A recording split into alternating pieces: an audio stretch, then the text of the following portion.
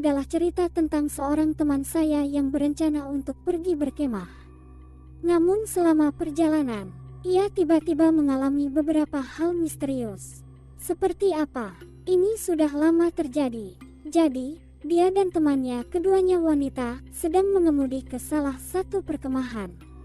Lokasinya di salah satu dataran tinggi. Pasti jauh dari keramaian. Jadi, perjalanan mereka cukup lancar. Tidak banyak kendaraan yang lewat. Tiba-tiba, perjalanan mereka sedikit terhambat. Mereka melihat mobil mengular meluncur perlahan ke depan. Setelah berjalan beberapa saat, akhirnya saya menemukan alasannya. Ada kecelakaan. Teman saya melihat sebuah sepeda motor tergeletak di tanah dan sebuah mobil yang rusak.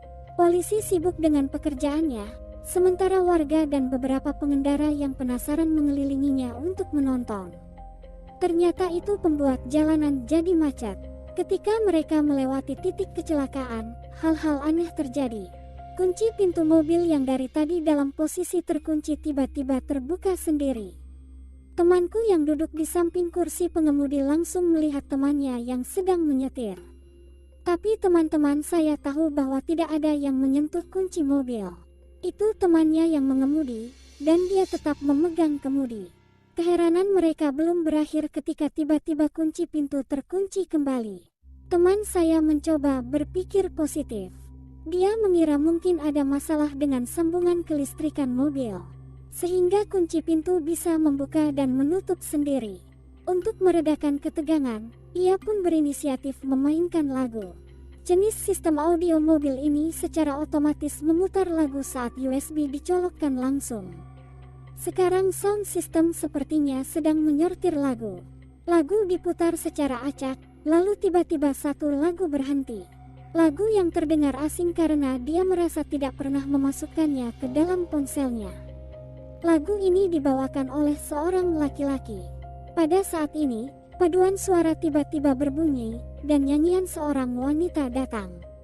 Temanku dan temannya itu langsung keringat dingin.